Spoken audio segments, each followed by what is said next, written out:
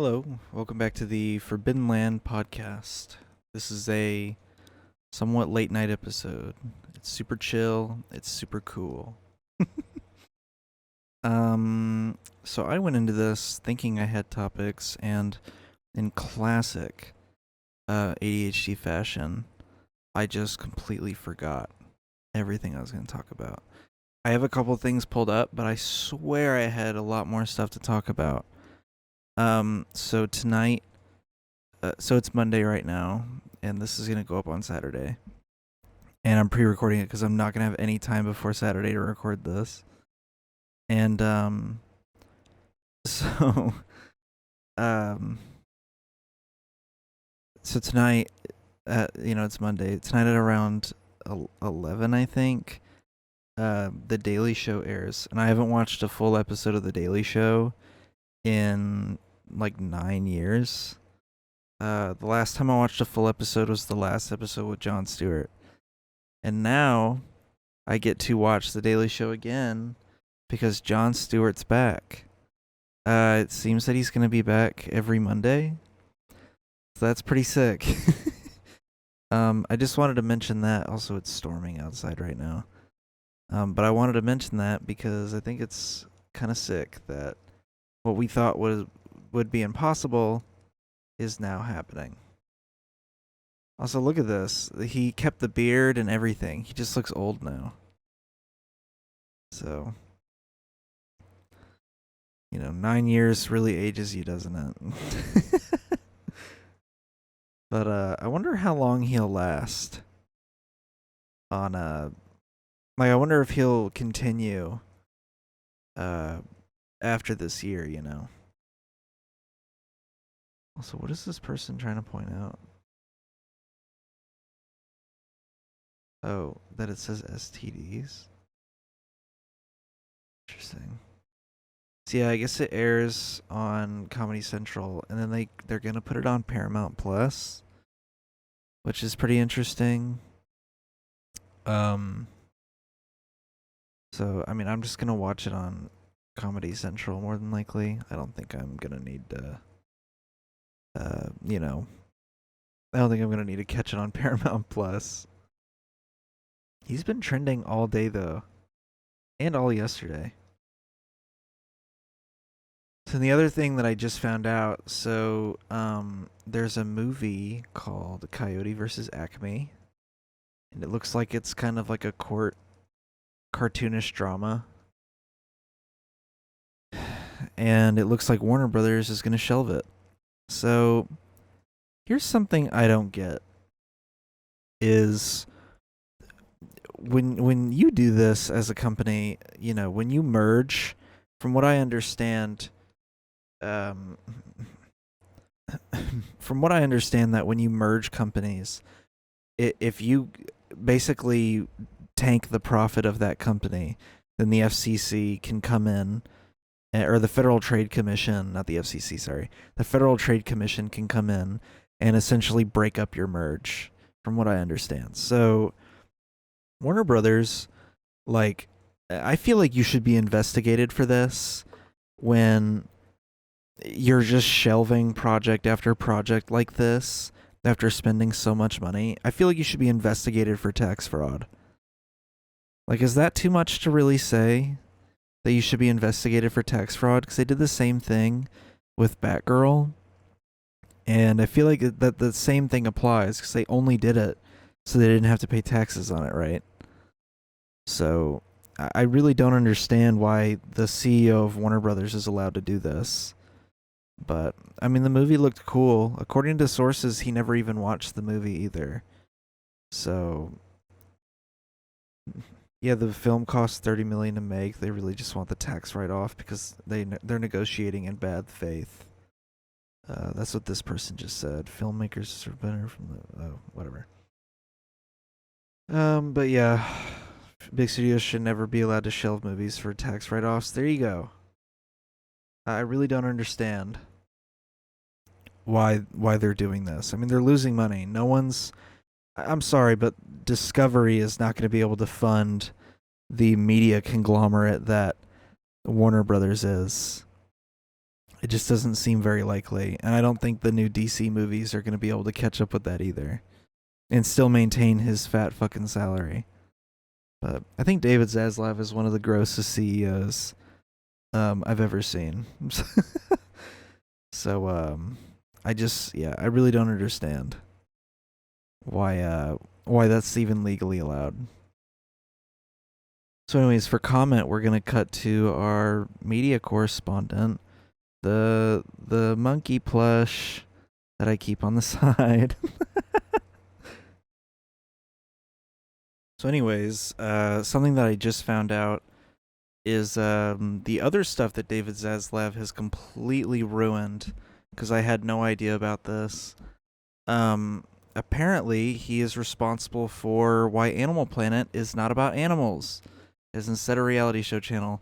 And I honestly kind of forgot that detail about him, because he's responsible for pretty much, like Treehouse Masters and all these reality shows that air on Animal Planet, surprisingly human, instead of, it being about animals. And I used to put on Animal Planet as a kid. We'd see animals on there, and it'd be kind of like a chill thing to fall asleep to, and stuff like that. Then one day I remember, it's like years later, and we're staying in a hotel, and I'm flipping through channels on the TV, and I'm like, oh yeah, Animal Planet, let me tune into that. And what's playing on Animal Planet? I kid you not, Treehouse Masters is playing. It was the first time I ever saw Treehouse Masters, and that was what was playing on Animal Planet. I was completely shocked. I was completely shocked that that's what was playing on there. Because I was like, where's all this stuff with the animals? And instead I got sucked into watching this reality show, and then I stayed up way too late, and then I overslept the next morning. So just keep in mind what stuff he's ruined over the years. So the other thing I wanted to talk about was the Super Bowl, briefly, and how Temu ran like 3 ads during the Super Bowl. Here, let me. Super Bowl. Let me look it up. Is there gonna be a commercial I can watch? That's a real life commercial. So where's the Super Bowl one?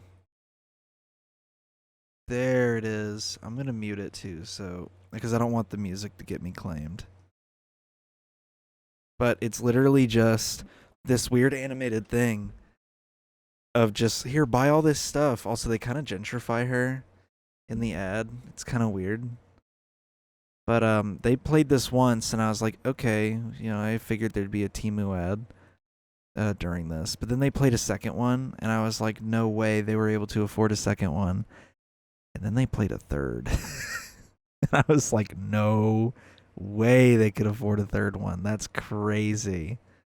I honest to God don't know how they were able to afford a third ad.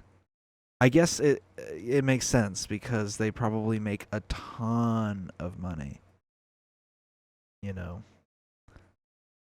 I'm sure they make like a few billion a year. I don't really know much about them, so I'm not too sure about that. But our Super Bowl correspondent here might be able to give us a little bit more details. What do you think, man? So anyways, sorry. I actually watched some of the Super Bowl, and I was at a house party for it. But that's probably the most interesting thing to happen to me this week.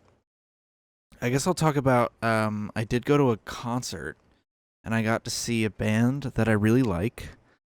And they weren't the headliner or anything, but one of the openers was a band that I really like, and my girlfriend really likes the headliner.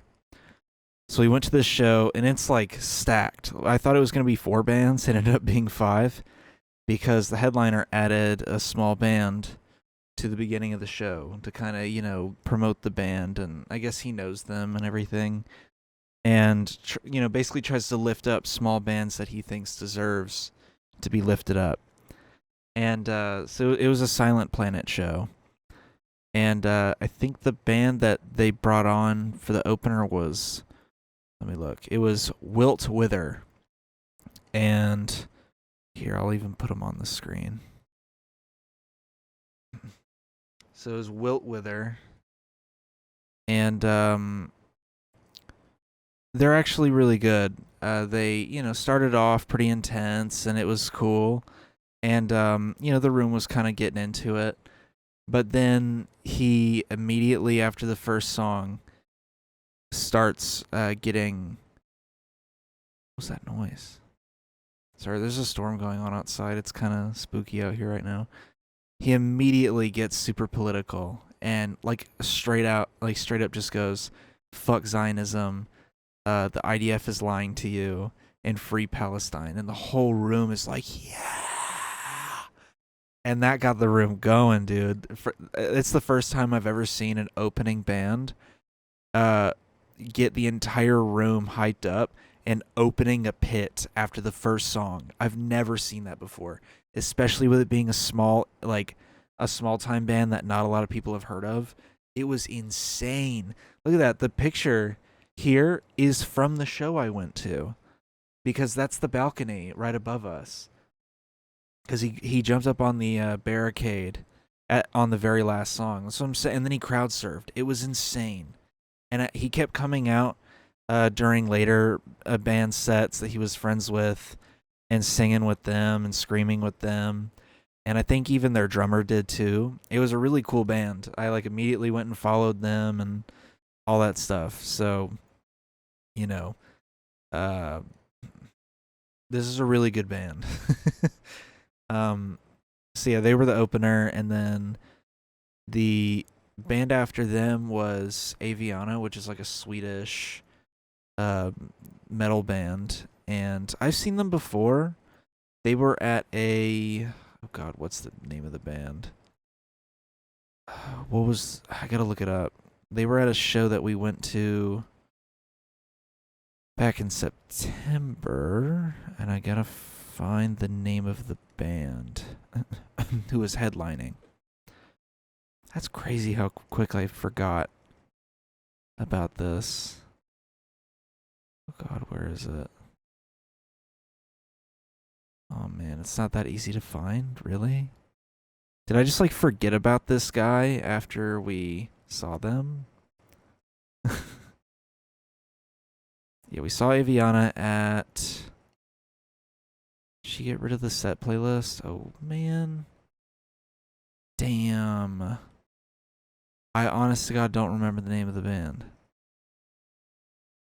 And I'm looking hard. There it is, Invent Animate. My God, that took me forever. We went to an Invent Animate show. And yeah, it was one of the headliners was Aviana, and I bought a vinyl from them, so this is my second time seeing them. And they were pretty good, but I already knew what their set sounded like. It was pretty much the same. And then we saw Johnny Booth. He was the next one up, and that was pretty good. The only thing I was kind of disappointed with was a song that I really like. He didn't play, or they didn't play, and I was kind of sad about that. But overall, his set was pretty good. And then Thornhill came out. So Thornhill's the band that I like, and they came out.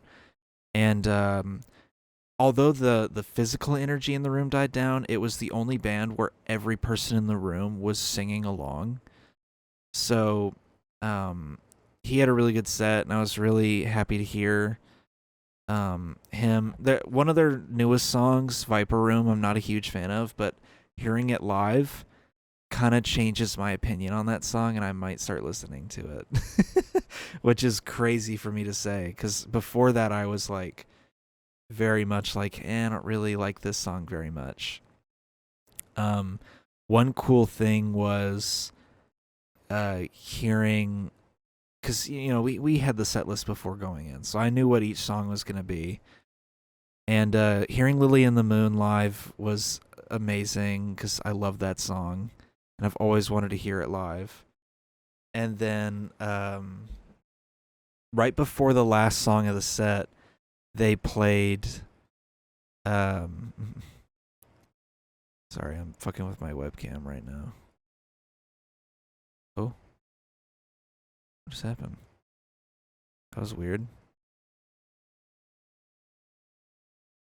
I did Control Z, and it shut off my monitor capture. That's so odd. Yeah, look at this. Oh, it went right back as soon as I transitioned. It was the background image that I keep behind every scene.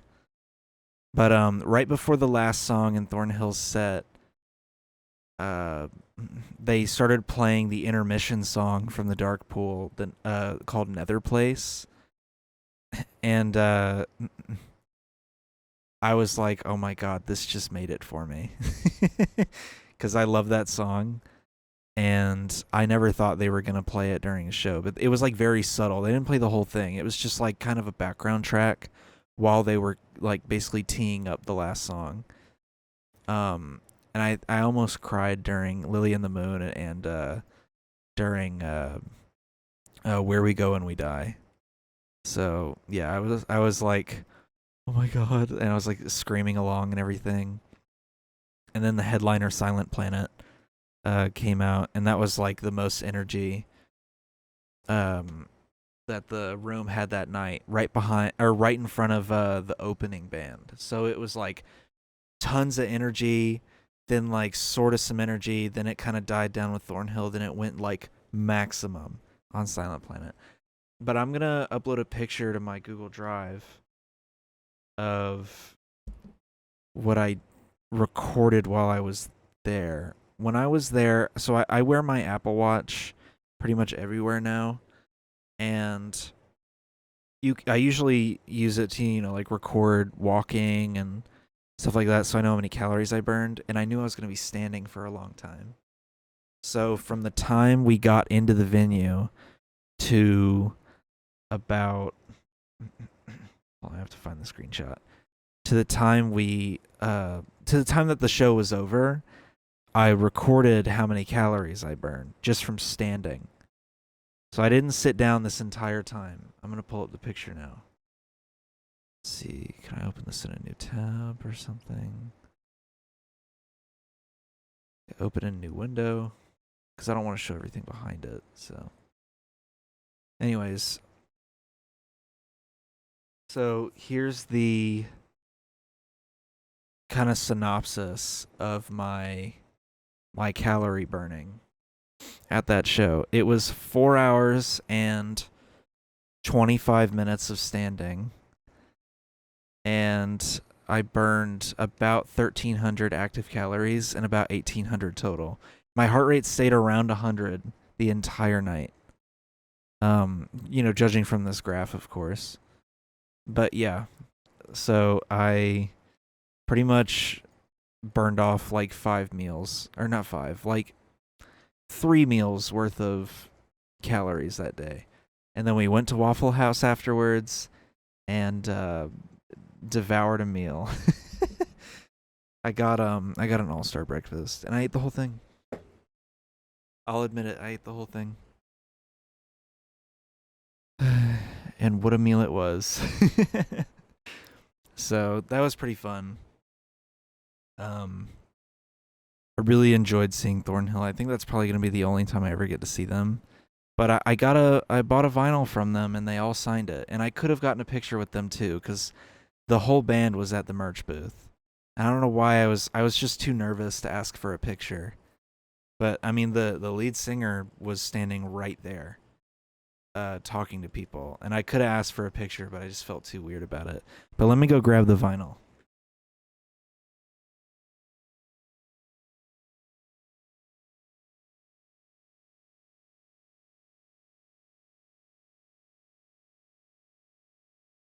One thing I found kind of interesting is that they unwrap it before they sign it. So I guess that way you can't really like turn around and sell it because it's not sealed anymore. But here it is. So it's their EP but signed, which is sick. It even smells new. Yeah, look at that. Yeah, it smells like a book. Yeah, their EP signed. I didn't think I'd ever find a copy of this anywhere. And this is what they were selling. And I was like, oh, maybe they'll have the Dark Pool, but I will take a signed copy of anything from them any day. So, you know, I love this. So, but eventually I have to find the Dark Pool. I have Heroin, and I now have this one. And are there any other ones that I need? Let's see, albums, singles, and EPs.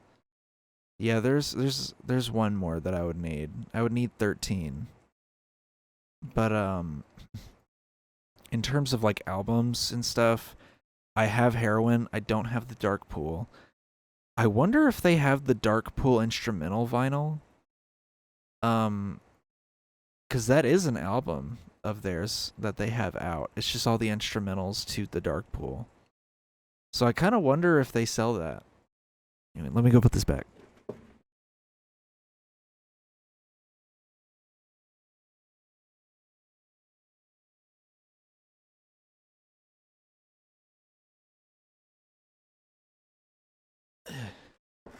Yeah, so I have that, and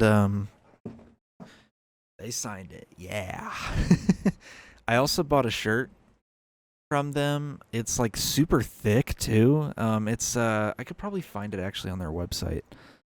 Here, I know they probably have it linked on Spotify or something.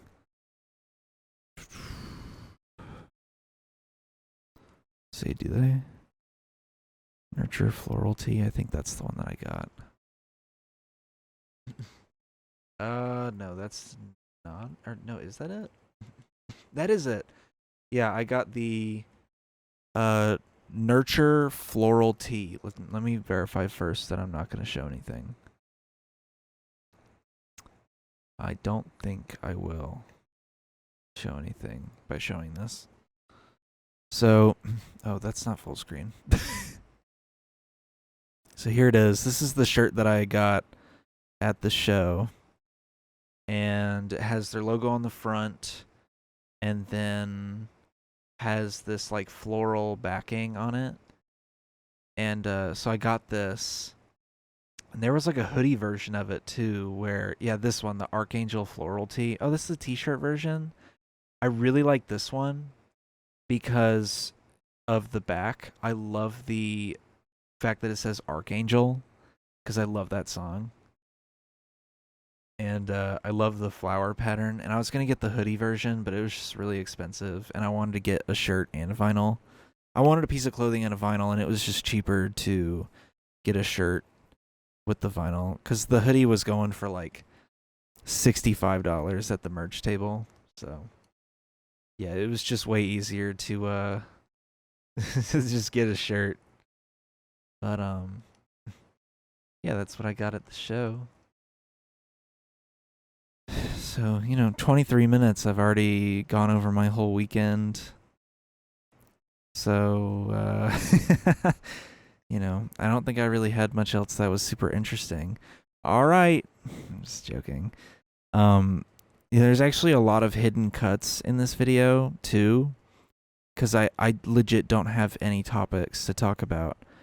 Oh, you know what? I can mention this story. So when we were leaving Waffle House, we paid the bill. We were walking out the door. If we had walked out maybe 30 seconds earlier, we would have seen it. But a car ran the red light at the intersection, like right next to the Waffle House, and just destroyed the side of a vehicle. And you could tell who was at fault based on who was acting like what.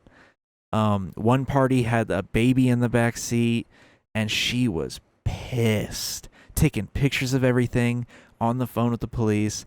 The other dude that looks like he was at fault, just casually like, yeah, I got my friend here with me. No, just like super casual on the phone with someone. And I was like, wow. And she's like storming back and forth between the two vehicles taking pictures.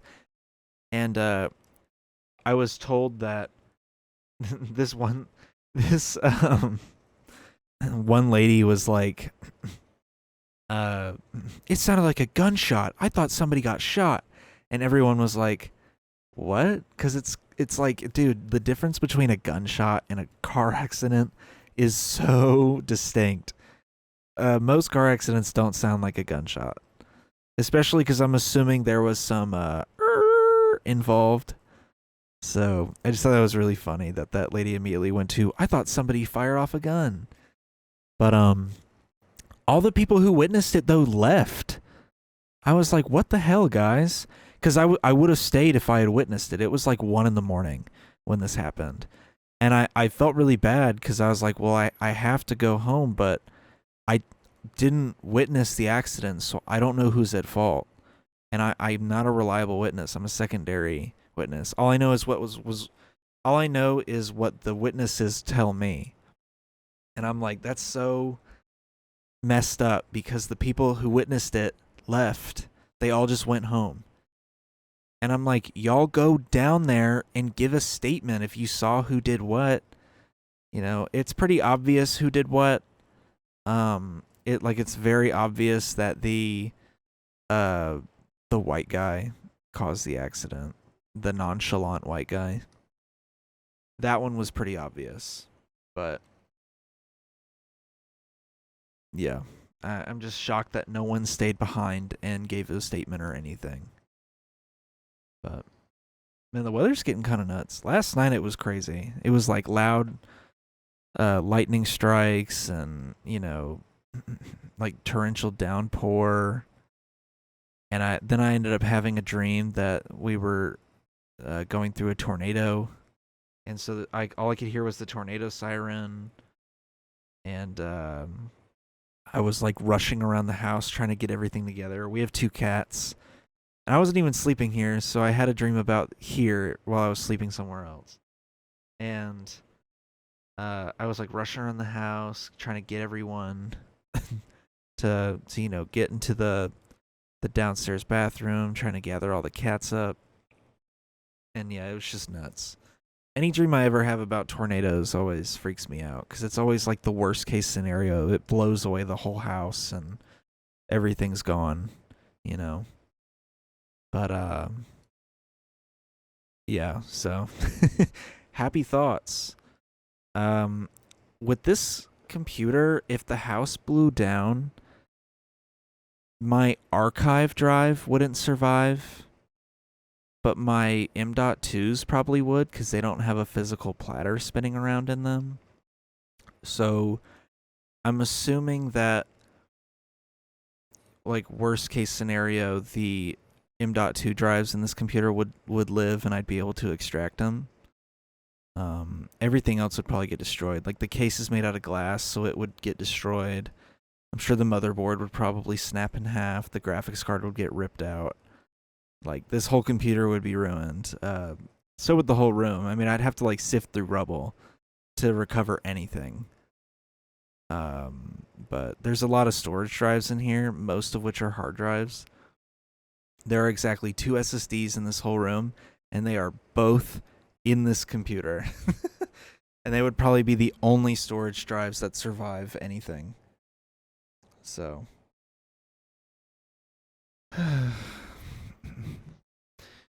Yo, is 2024, I almost forgot the year. Is 2024 the year that I finally changed my camera angle?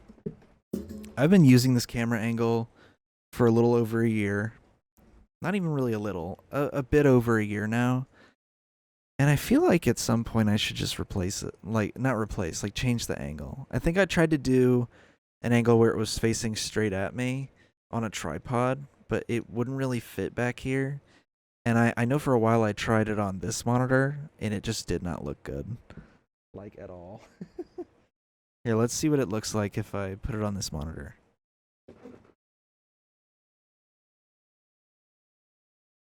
Sorry, I had to hide a W2. I don't want that showing up. Nothing revealing.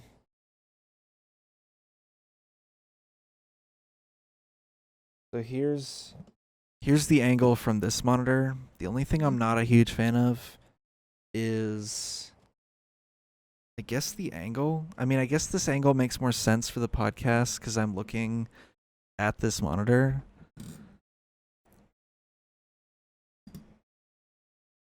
But I don't know if I like this angle. I probably prefer the top down angle a little bit more. You know, and sometimes my desk is messy and I don't want it to show. Just stuff like that. But I don't know, this is kind of aesthetically pleasing. Right? Here, let me key over to the split cam and see if it lines up. Which one is the split cam on? Oh, there it is.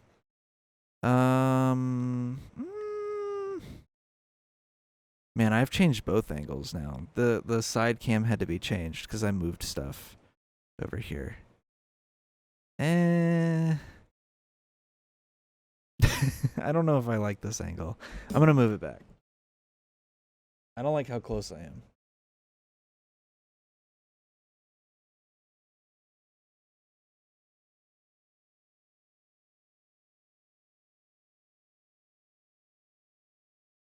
That's pretty much how it looked before, right? So, you know, cuz look at how nice this looks, you know. The only problem is that I'm looking away from the person on the camera. But yeah, I don't know. I guess I'll keep this angle, but sometimes I feel like I should change it up and then I don't. So, let's cut to our correspondent again. Maybe he'll have a comment on the new camera angle. I wonder what his thoughts are on his new area that he's at on the game shelf. So I guess now I'll finally dive into it because I've waited long enough. I've had it on pause for like half an hour now. I didn't want to talk about politics, but I guess I'm kind of forced into it because I have nothing else to talk about, and I can talk for a while about politics. So, not that I don't care, obviously I do care.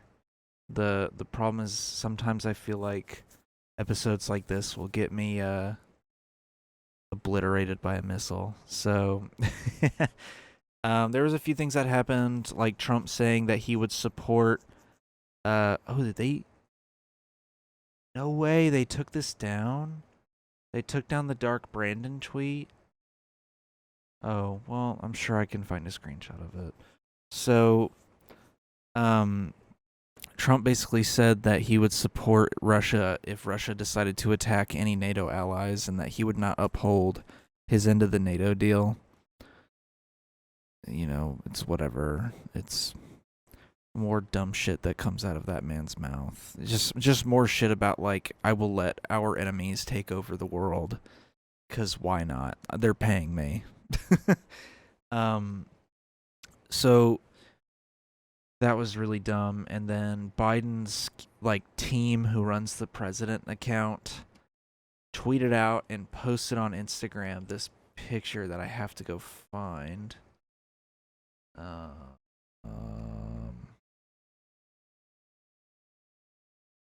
me find it. Dark Brandon Super Bowl tweet.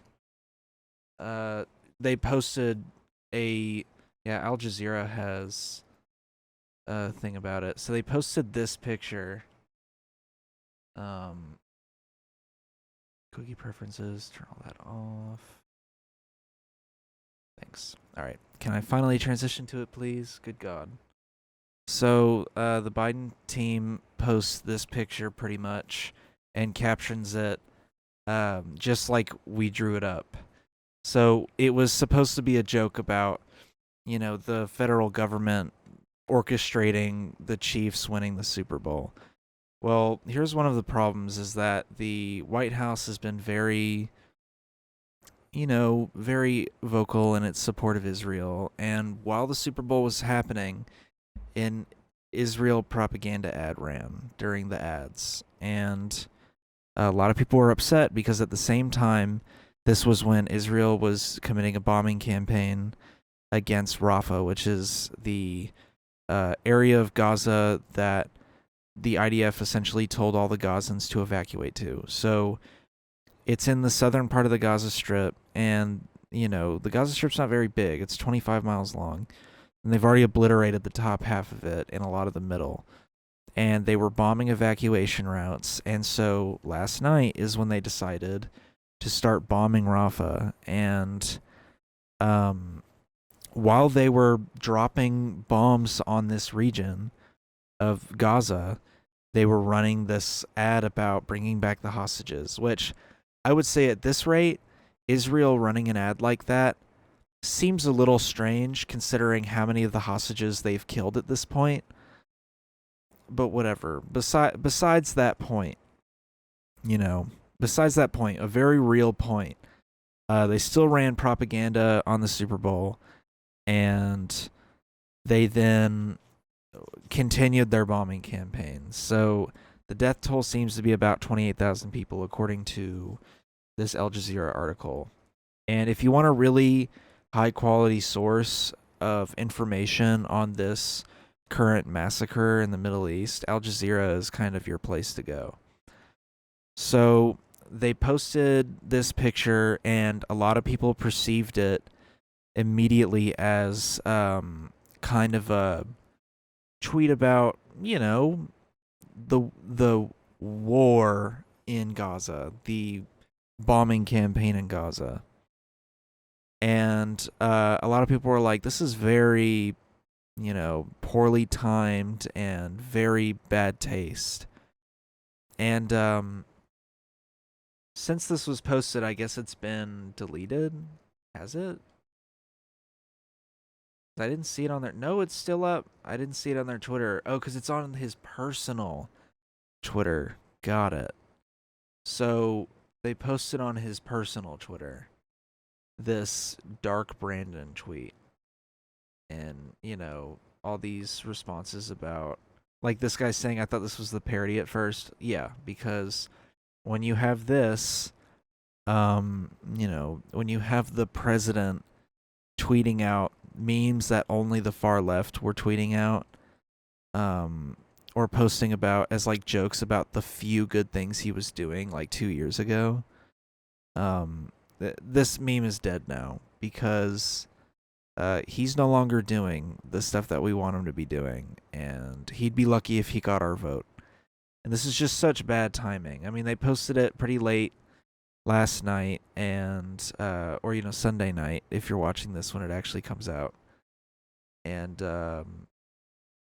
it just read very gross.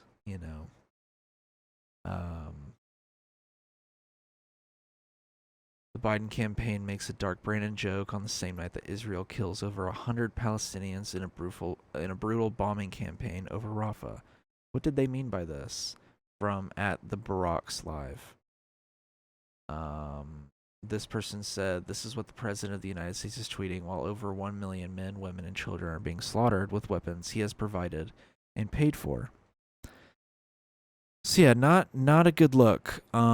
Why anyone on his team thought that was a good idea to make a conspiracy theory joke and not give any context to it while a genocide is going on, if your administration is openly backing the occupying force, the oppressive state that's committing this massacre, maybe don't tweet vague shit like this, or just don't tweet anything like this at all. And now there's new info of, behind closed doors, Biden's getting increasingly more frustrated with Netanyahu. He's calling him names behind closed doors. Right now there's a Republican filibustering the Ukraine-Israel Taiwan funding package by reading Dr. Seuss books, taking a page out of Ted Cruz's book. And I know his motives are not the same as mine, but right now that's delaying funding for Israel. So in a way, it's like, it's kind of a good thing that he's filibustering it for that reason, but I know that's not the reason. The reason is that he doesn't want to give money to Ukraine and doesn't want to fund Ukraine's war, or the war that they were forced into by Russia. So he's filibustering the bill for that reason, I assume. But the main way that Biden could show an actual effort is, one, saying the word ceasefire, like it's the bare minimum. But two, if he vetoes this funding bill. Because if he vetoes it, then that sends a message of, if y'all want to send money to any of these regions, then you better take Israel out of it. Also, why are we giving money to Taiwan? Are we still trying to peddle that whole China's gonna attack Taiwan at some point in the distant future? Just sounds ridiculous. But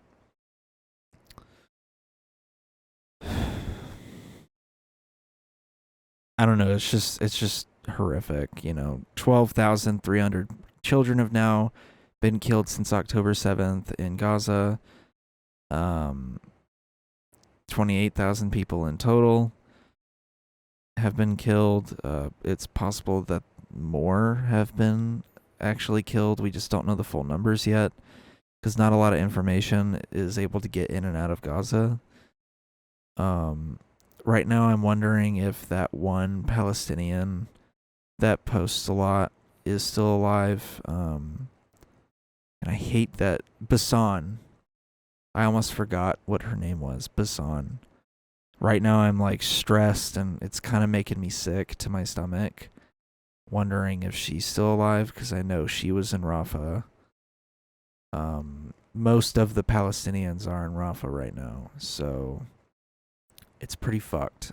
The amount of times I've seen the same picture of that kid with their leg blown off, I can count on 6 hands how many times I've seen that picture now. I've seen pictures of gurneys with dead children on them, dead babies. I've seen that video of the guy holding his neighbor's dead child, and it's a 2-month-old baby, and he's showing it to the camera, basically screaming out,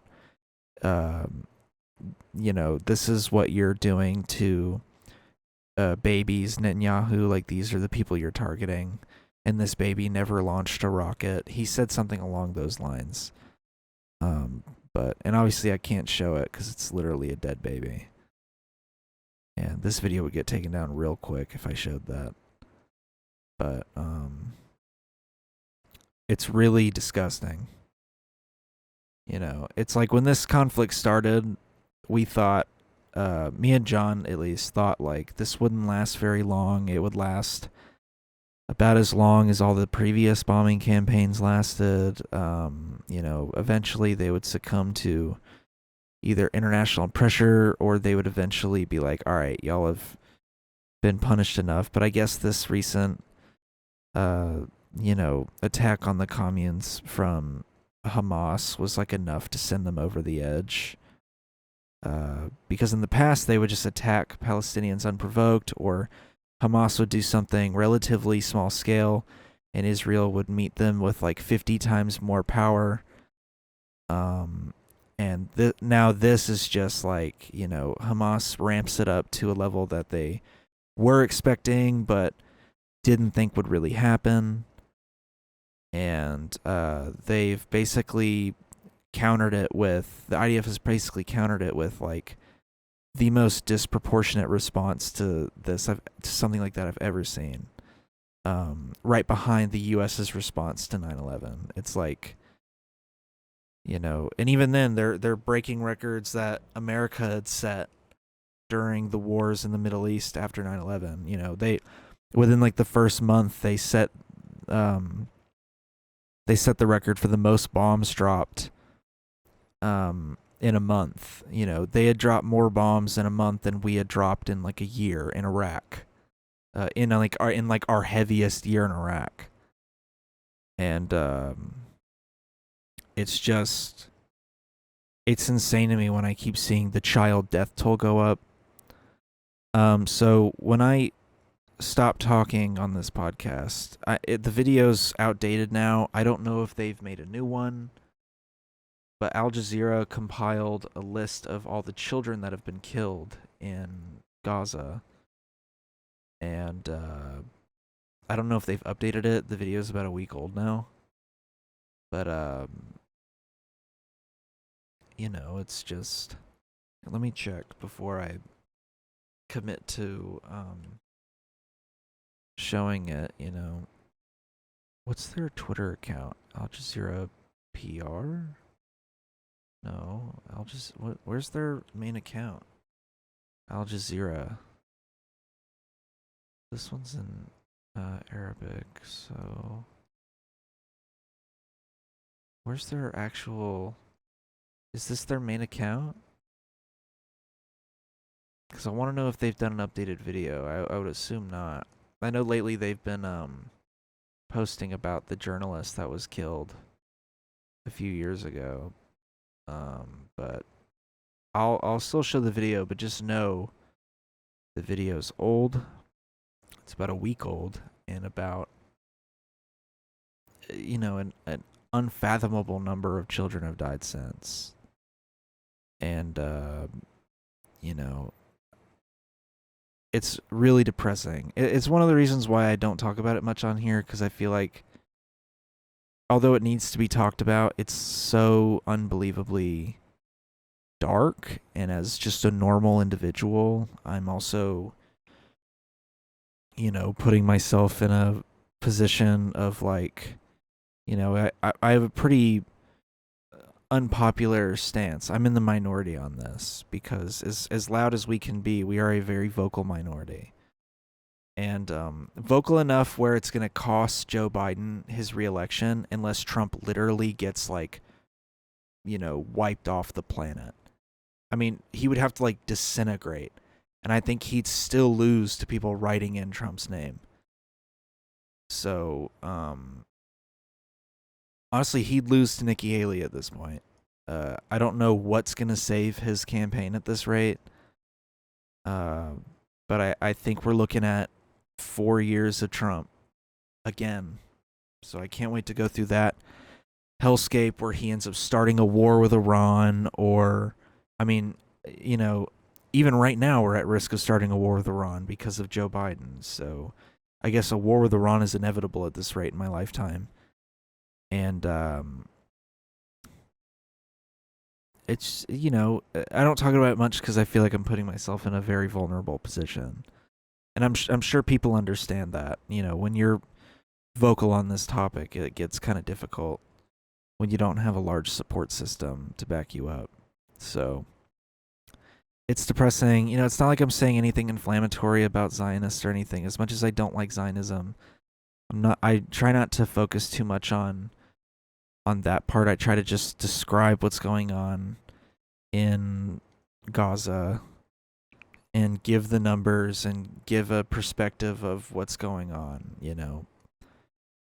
I try to do less of the criticizing the IDF in Israel and more so just trying to sway you alone on the horrific nature of the reality of what's happening. So, I gotta ease my mind of this. I gotta know. Because, I gotta know if she's still alive. One day ago, oh no. So about a day ago, she posted. Yeah, yesterday she posted about how Palestinians have to live next to garbage, how living conditions are bad, and people in the comments are very worried about her. So, alive and good, ceasefire now, stop the invasion of Rafah. That's what she just posted on her story. Stop the invasion of Rafah. She's in Rafah still. That was 8 hours ago. I don't know the time zone difference in Gaza, but I believe it would be early morning right now. But yeah, people are horrified for her because they're currently bombing the area that she's in. So anyways, that's the end of the episode. Sorry for the depressing ending. But that's gonna be about it. And I'll see y'all in the next one. And go follow Bisan, Bisan. She's on Instagram. I think she's on Twitter and TikTok. I'm not sure, but I believe she is, and she is pretty much one of the more reliable sources on the ground in Gaza. So, anyways, that's gonna be it, and I'll see y'all. What day? The 24th, probably. I'll be 22 by then. So, anyways, peace.